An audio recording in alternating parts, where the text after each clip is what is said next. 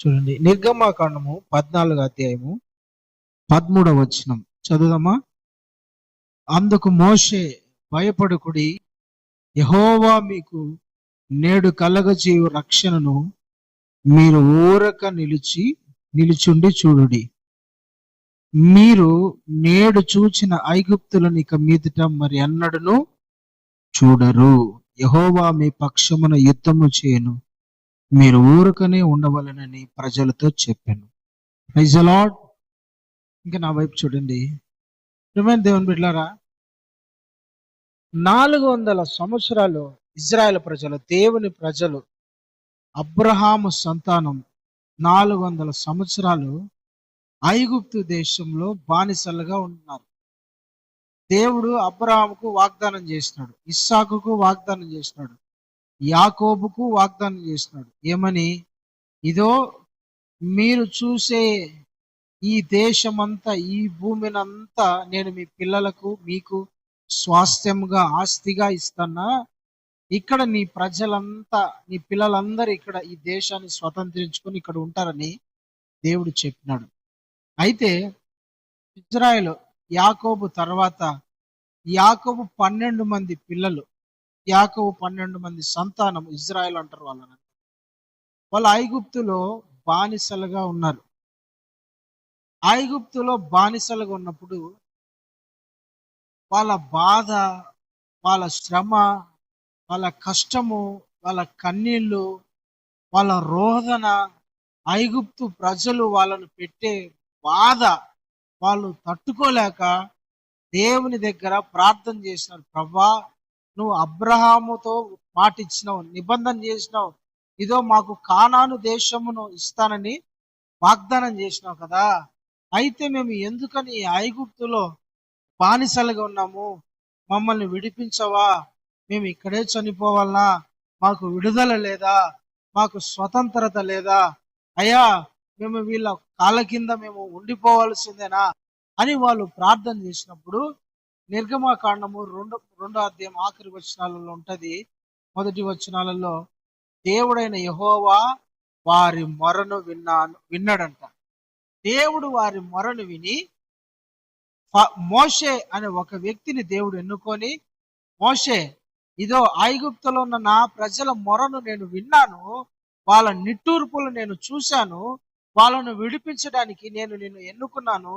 నువ్వు రా, ఐగుప్తులోకి నేను నిన్ను పంపిస్తా, నా ప్రజలను విడిపించడానికి నేను నిన్ను అభిషేకించి నిన్ను వాడుకుంటా అని మోషేకి చెప్పి మోషేని ఐగుప్తులోకి పంపించినాడు.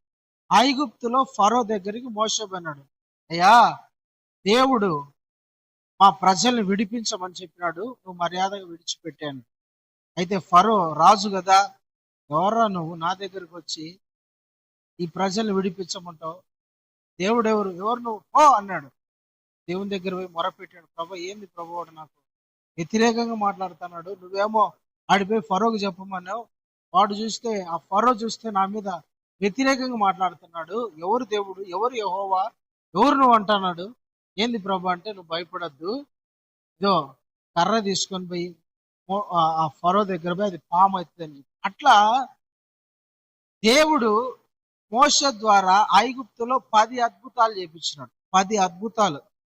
10వ అద్భుతం వచ్చేసరికి ఐగుప్తులో ఉన్న ప్రతి మగపిల్లోడు, మొదటి సంతానం చనిపోయినారు.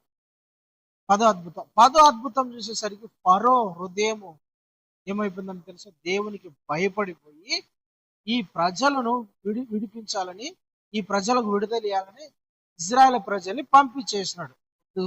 మీరు వెళ్ళిపోండి, ఎక్కడన్నా ఉండండి, మీరు ఇక్కడ ఉంటే నా దేశం చెడిపోతాను, నా దేశం నాశనం అయిపోతుంది, నా దేశం మీదికి ఉగ్రత వస్తుంది, మీరు ఇక్కడ వద్దు, మీరు వెళ్ళిపోండి అని ఇజ్రాయెల్ ప్రజల్ని పంపించేసినాడు. వీళ్ళని పంపించిన తర్వాత దేవుడు వీళ్ళని నడిపిస్తా ఉన్నాడు. దేవుడు వీళ్ళకి రూట్ మ్యాప్ ఇచ్చినాడు.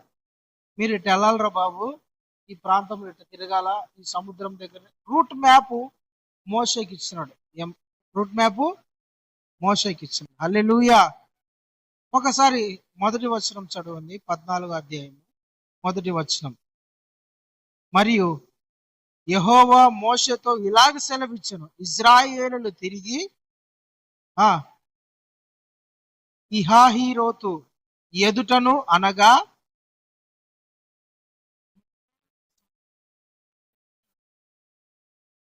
బయల్షెఫోను ఎదుటను దిగవలనని వారితో చెప్పుము.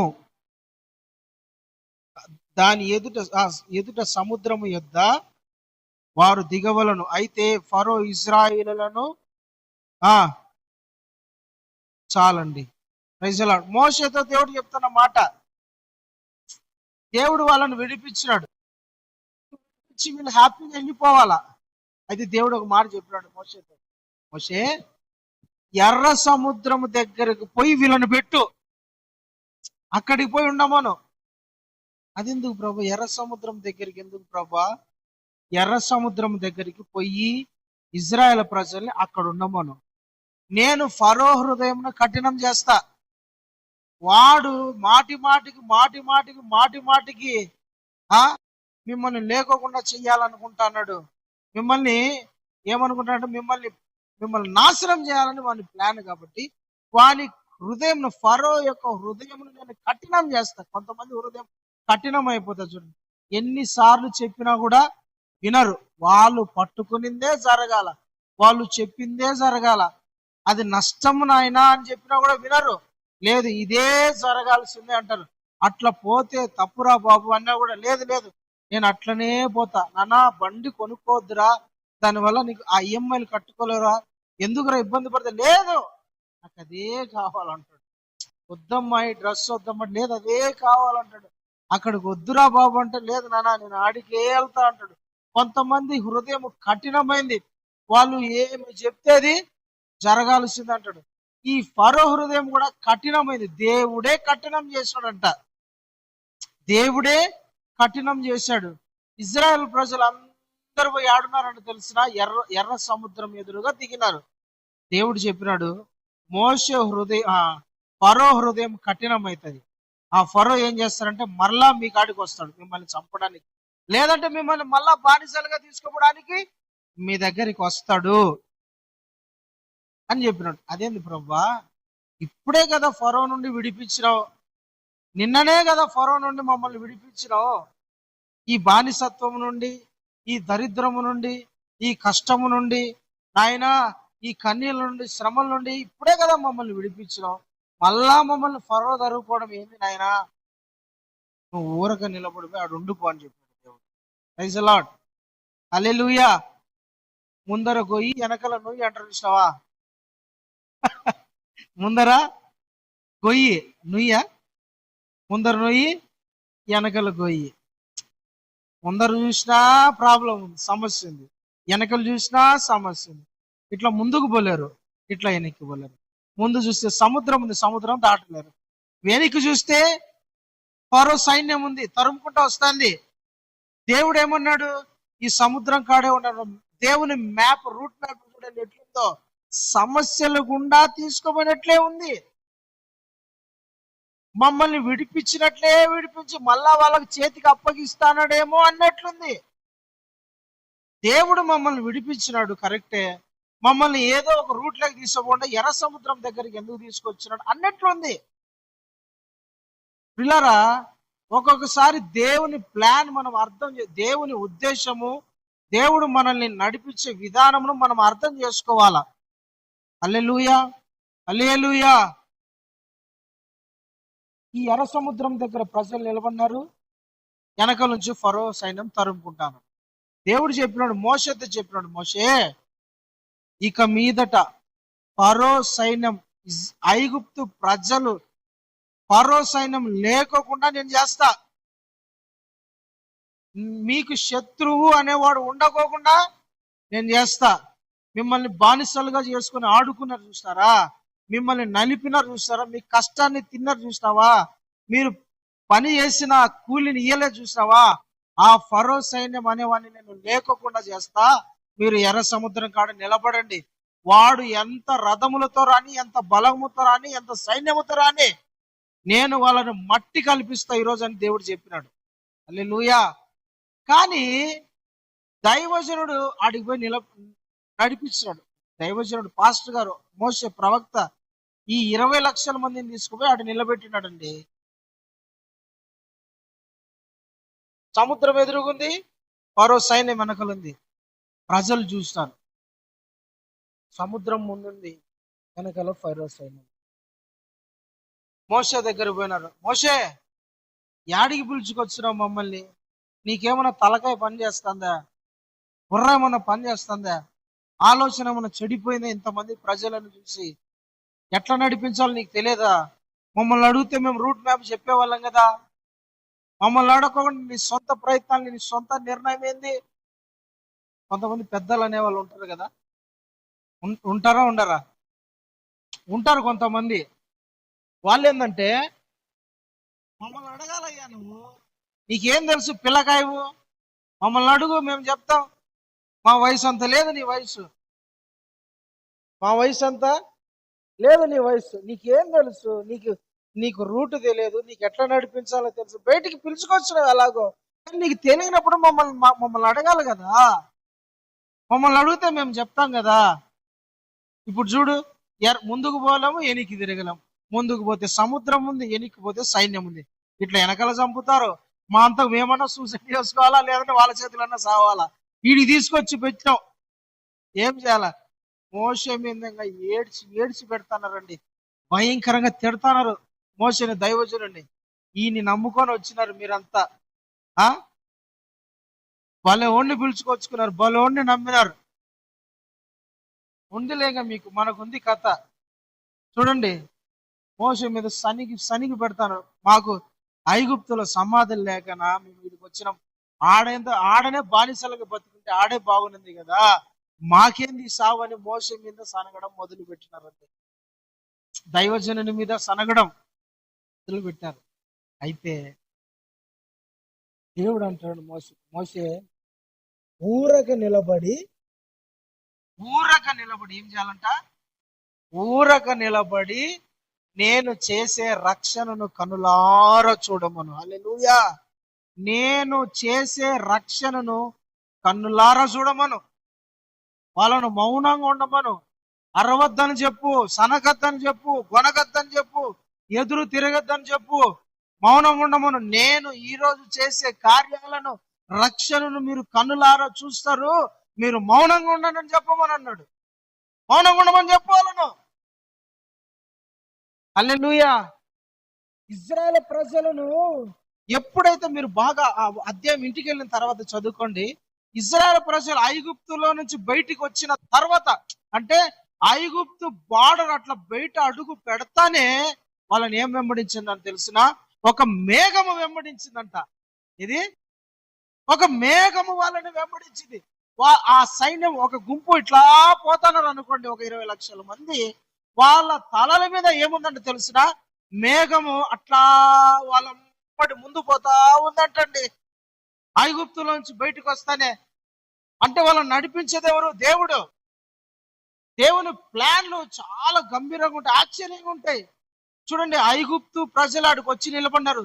ఈ మేఘం వెనక్కొచ్చి ఐగుప్తు ప్రజలు వీళ్ళ మీదికి రాకోకుండా అగ్ని దిగి వచ్చేటట్టు చేసిందంట. హల్లెలూయా, హల్లెలూయా. నేను చెప్తా, బాగా ముగిస్తా, బాగా చెప్పేది వినండి. దేవుని కార్యాలు మన జీవితంలో చూడాలంటే,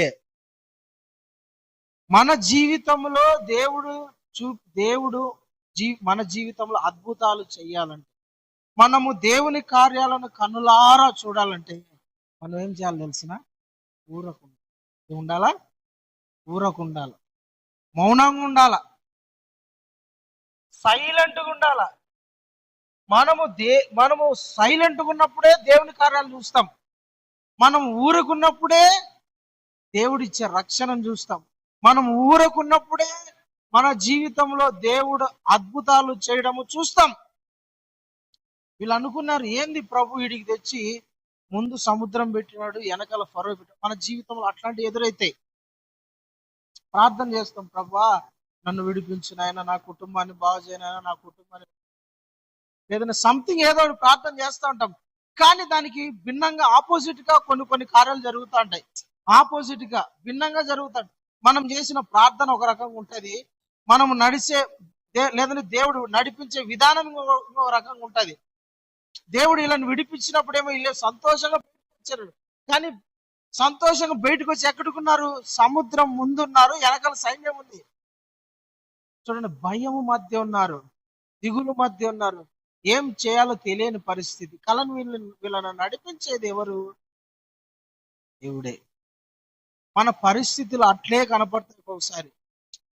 ఏంది ఇది? ఇలాంటి నేను ఇంత శ్రమ నా జీవితంలో వస్తుంది అనుకోలే, ఇంత కష్టం వస్తుంది అనుకోలే, ఇంత శోధన ఎదురవుతుంది అనుకోలే, ఇంత నింద ఎదురవుతుంది అనుకోలే, ఇంత భారం నా మీద పడుతుందని అనుకోలే, వీళ్ళు నన్ను వదిలేస్తారని నేను అనుకోలే, నాకు నష్టం చేస్తారని నేను అనుకోలే, వీళ్ళే నాకు ఆపోజిట్ అవుతారని నేను అనుకోలే, నాకు జీవితాంతం తోడుంటారని నేను అనుకున్నా.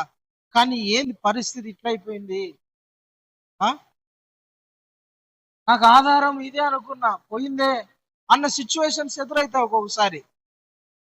ఇజ్రాయెల్ ప్రజల పరిస్థితి కూడా అంతే.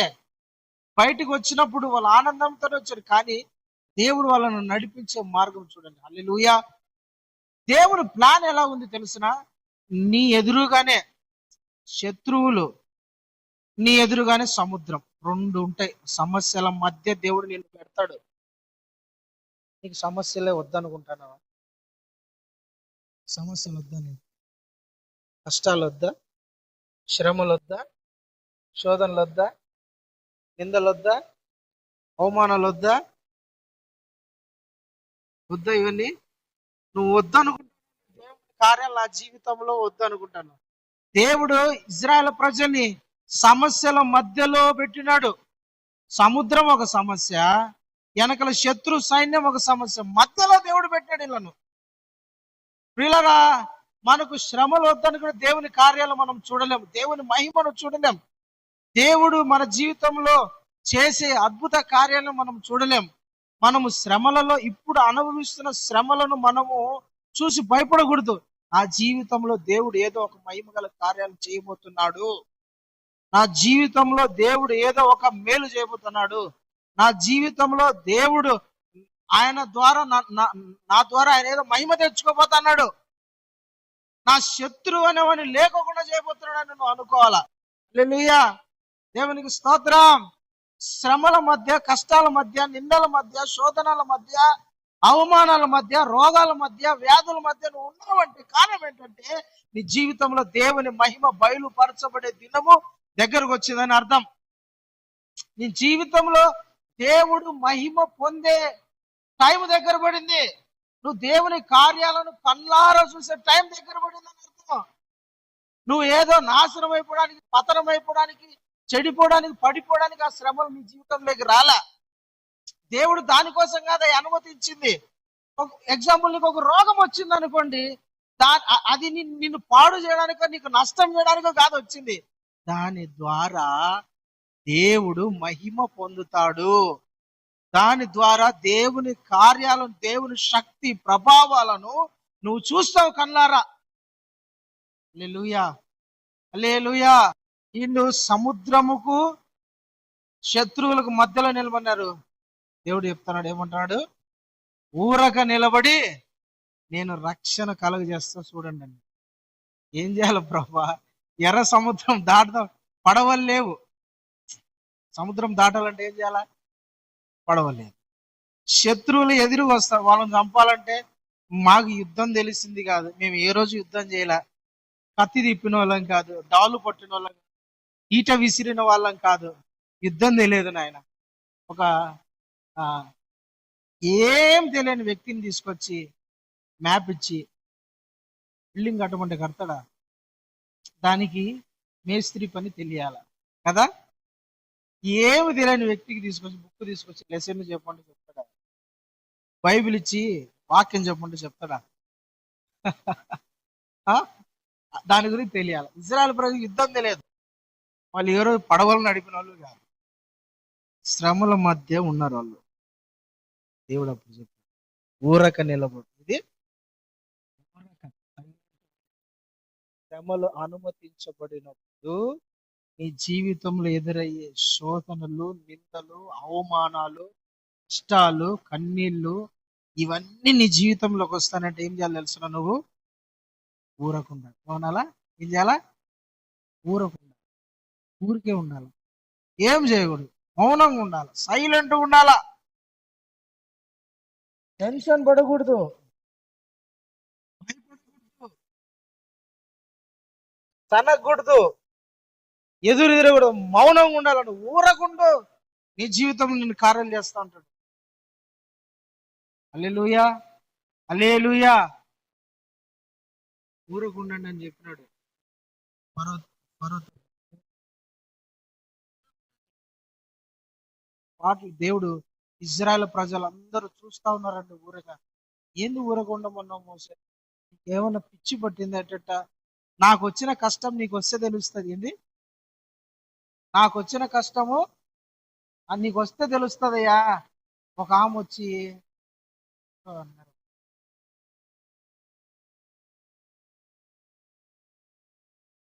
నా దగ్గరకు వచ్చి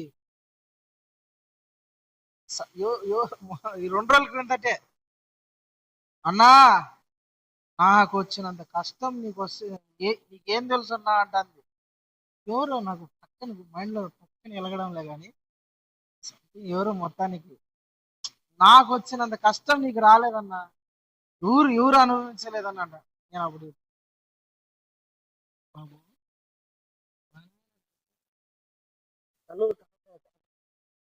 ఆయనకు వచ్చినంత కష్టం నీకు వచ్చిందో చెప్పు. ఆ? ఆయనకు వచ్చినంత కష్టం నీకు వచ్చిందా? ఇంట్లో ఏదో అన్నారని, అన్నా నాకు వచ్చినంత కష్టం నీకు రాలేదన్నా అంటే, నేనన్నా మా నాన్నకు వచ్చినంత కష్టం నీకు వచ్చి 20 సంవత్సరాల నుంచి వ్యాధులు అనుభవిస్తున్నాడు, రోగాలు అనుభవిస్తున్నాడు, ఆ ఆ గుడ్డితనం అనుభవిస్తున్నాడు. ఆయన అనుభవించినంత కష్టాలు అనుభవించలేదు. ఏం చేసాడన్నా దేవుడు అంటాడు అంటుంది. మా నాయన గడిపి అడుగు ఏం చేశాడు చెప్తాడని. హల్లెలూయా. అబ్బబ్బో, మీ నాయన అమ్మో అని ఇబ్బంది పడలే అంటాడు. పిల్లరా చాలా మంది ఇట్లా అంటారు.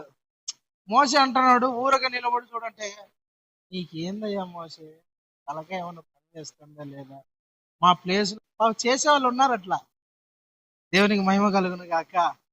మోసే చాలా మంది అన్నారు, నీకేం తెలుసయ్యా నా కష్టం, నీకేం తెలుసయ్యా నా బాధ, నీకేం తెలుసు అని అంటారు ప్రజలందరూ. ఊరక నిలబడి అంటే వెనకాల ఫరోసా నువ్వే ఒకరిని చచ్చిపోతావు. నాకు భార్య ఉన్నారు, పిల్లలు ఉన్నారు, ఆ అమ్మ నాయన ఉన్నారు, ఇంతమందిని నువ్వు ఊరకొండమన్నావు అంటే ఏమన్నా? 20 లక్షల మందిని ఊరకొండమంటాడంటే ఊరకుండింటారు వాళ్ళు. ఏ ఏం తెలుసు అని సైలెంట్.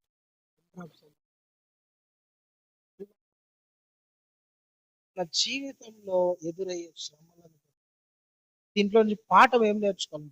దేవుడు మీ అందరు ఏం చెప్తున్నారంటే, మీ అందరితో మాట్లాడే మాట, మనందరికీ దేవుడు చెప్పే మాట ఏంటంటే, శ్రమలు వచ్చినప్పుడు, నిందలు వచ్చినప్పుడు, అవమానాల మధ్యన ఉన్నప్పుడు, వెలివేయబడిన స్థితిలో నువ్వు ఉన్నప్పుడు నువ్వు భయపడద్దు.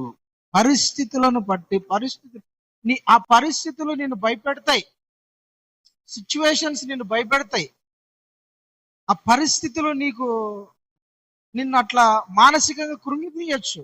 కానీ దేవుడు ఊరకుండు, మౌనంగా ఉండు, నేను నీ జీవితంలో రక్షణ కార్యం చేస్తా, నేను నీ జీవితంలో మహిమ గల కార్యం చేస్తా. ఊరకుండండి. మోసే చెయ్యి ఎత్తినాడు, సైలెంట్ అయిపోయినారండి. అందరూ ప్రజలు చూస్తుంటే మోసతో చెప్పినాడు, ప్రభా నేనేం చేయాలా? సముద్రం దగ్గర పోయి నీ చేతిలో కర్ర ఉంది కదా, ఆ కర్రను సముద్రం వైపు చాపు. హల్లెలూయా. సముద్రం వైపు కర్రను చాపు. కర్రను చాపుతానండి, సముద్రం 2గా చీలిపోయిందంట, ఏకరాశిగా నిలబడిపోయిందంట. ఏసన్న గారు పాట పాడతాడు, జలరాశులన్నీ ఏకరాశిగా నిలిచిపోయేనే నీ చెనుల ఎదుట, జలరాశులన్నీ ఏకరాశిగా నిలిచిపోయేనే నీ జనుల ఎదుట, అవి భూకంపాలే అయినా, పెను తుఫానులే అయినా, మోషే కర్ర ఎత్తినాడు, సముద్రం రెండుగా చీలిపోయింది. హల్లెలూయా. అప్పటి వరకు వాళ్ళు అలాంటి అద్భుతాన్ని చూడలే. దేవుడు అలాంటి అద్భుతాన్ని నీ జీవితంలో కూడా చేస్తాడు, నీ ద్వారా కూడా చేస్తాడు దేవుడు, నీ కుటుంబంలో కూడా దేవుడు చేస్తాడు. అయితే మనం ఏం చేయాలంటే ఏం చేయాలా? ఊరక నిలబడి ఉండాలి. దేవుడు ఈ రాత్రి నీ జీవితంలో ఒక అద్భుతం చేయను గాక. ఈ రాత్రి నీ జీవితంలో అలాంటి మహిమ గల కార్యాన్ని నువ్వు అనుభవించుదువు గాక. మనము ఊరక నిలబడాలా. దేవుడు ఎర్ర సముద్రం రెండుగా చీల్చినాడు. ఎన్ని అద్భుతాలు తెలిసినా, సముద్రం ఒకటి దారిగా తెరవబడ్డము, రెండోది అవి మరలా ఒక చోటికి రాకోకుండా గడ్డలాగా ఒక గోడగా నిలబడిపోయింది.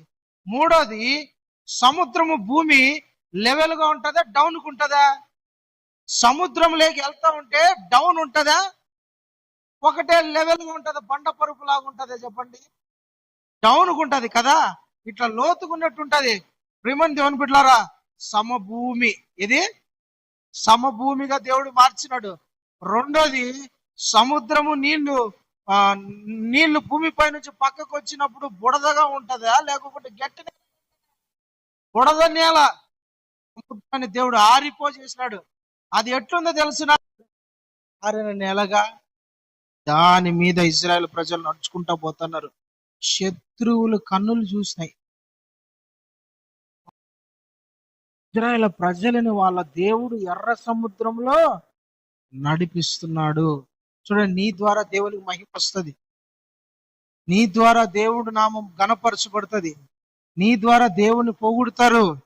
శత్రువులు శత్రువులు నోరులే పొగిడినట్టు దేవుడు చేస్తాడు. రెండోది, ఆ శత్రువుల ఆ ఐగుప్తు ప్రజలు ఎట్లయినా సరే వీళ్ళని చంపాలని ఇజ్రాయెల్ ప్రజలు పోయిన దారిలోకి వీళ్ళు వచ్చినారంట, ఎర్ర సముద్రంలోకి. ఐగుప్తు ప్రజలు అట్ట లోపలికి వస్తేనే దేవుడు ముంచేసినాడు సముద్రాన్ని. హల్లెలూయా.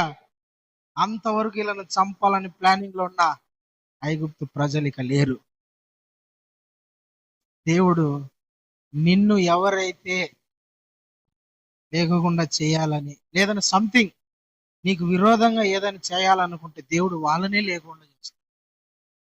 దేవుడు వాళ్ళనే లేకుండా చేస్తాడండి. దేవుడు మన పక్షంగా యుద్ధం చేస్తాడు, దేవుడు మన పక్షంగా నిలబడతాడు, దేవుడు మన పక్షంగా కార్యం చేస్తాడు, దేవుడు మన పక్షంగా నిలబడతాడు. హల్లెలూయా, హల్లెలూయా. మన పక్షంగా ఉంటాడు అంతే ఆయన.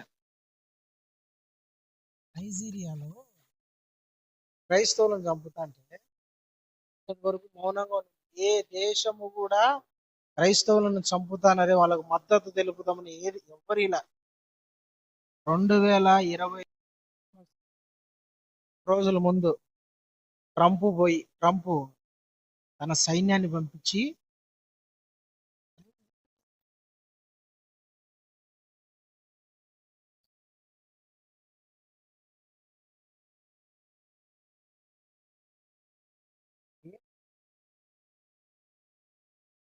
దేశాన్ని దేవుడు అనుస్తాడు, ఆ దేశాన్ని ఆర్థికంగా తొక్కుతాడు, ఆ దేశాల వనరులని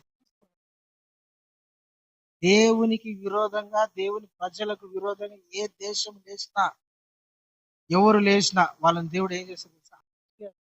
తీసి పడేస్తాడు. ఇంక వాళ్ళు కనపడుకోకుండా చేస్తాడు. మన దేవుడు ఎవరు? రోషం గల దేవుడు. మనం గొర్రెలమే.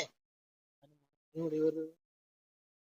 జీవము గల దేవుడు, దహించు అగ్ని ఉన్నాడు. జీవం గల దేవుని చేతిలో పడుట భయంకరం అనుంది పత్రిక. మనకేం తెలియదు. దేవుడు మీరు గొర్రెలుగా ఉండండి నాయన అన్నాడు. ఆయన గొర్రె కాదు, మళ్ళా గుర్తుపెట్టుకోండి. ఆయన ఎవరంట? దహించు అగ్ని అన్న దేవుడు. ఆయన నోట 2 అంచుల వాడి గల ఖడ్గం ఉందంట, దాంతో యుద్ధం చేస్తాడనుంది.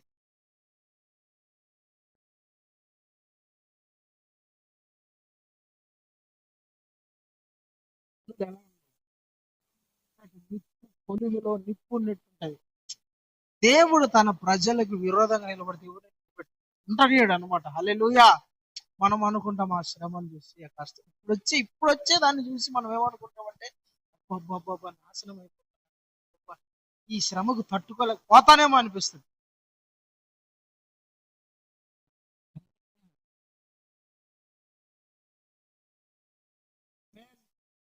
ఇజ్రాయెల్ ప్రజల్ని కాపాడిన దేవుడే, ఇజ్రాయెల్ ప్రజల్ని రక్షించిన దేవుడే, ఇజ్రాయెల్ ప్రజల్ని విమోచించిన దేవుడే. ఆ దేవుడే మన దేవుడు కూడా నిన్ను కూడా రక్షించగలుగుతాడు, సమర్థుడు ఆయన. అయితే నువ్వేం చేయాలంట? ఊరక ప్రభా, నా జీవితంలో నువ్వు కార్యం చేయి, నేను మౌనంగా ఉంటా. నువ్వు కార్యం చేయి, నేను ఊరకుంటా. నువ్వు నాయన నా తండ్రి, నా శత్రువులతో పోడా, నువ్వు నా పరిస్థితిలో నిలబడినావు, నాకెందుకు నా పైన నిలబడున్నావు. హల్లెలూయా. నన్ను నడిపించేవాడవు నువ్వే, నన్ను కాపాడేవాడవు నువ్వే, నన్ను బలపరిచేవాడవు నువ్వే, నన్ను రక్షించేవాడవు నువ్వే. నువ్వు నాతో ఉంటే నేను ఎందుకు భయపడాలి? ఊరకుంటా ప్రభా. నోరు లేని, కన్ను లేని, చేతులు లేని, ఇంకా ఏమైనా లేని, I don't care. Why? Because దేవుడు నాతో. ఆమేన్. దేవుడు అలాంటి గొప్ప కార్యం నీ జీవితం చేయనుగాక. మరో సైన్యానికి వ్యతిరేకంగా ఉన్న దేవుడే నీ శత్రువులకు వ్యతిరేకంగా. ఆమేన్. ఇజ్రాయెల్ ప్రజల్ని రక్షించిన దేవుడే నువ్వు దేవుడు ఈ వాక్యాన్ని దీవించి ఆశీర్వదించున్నాం. ప్రార్థన చేసుకుందాం. అందరూ ఒక నిమిషం మోకరించండి. మనము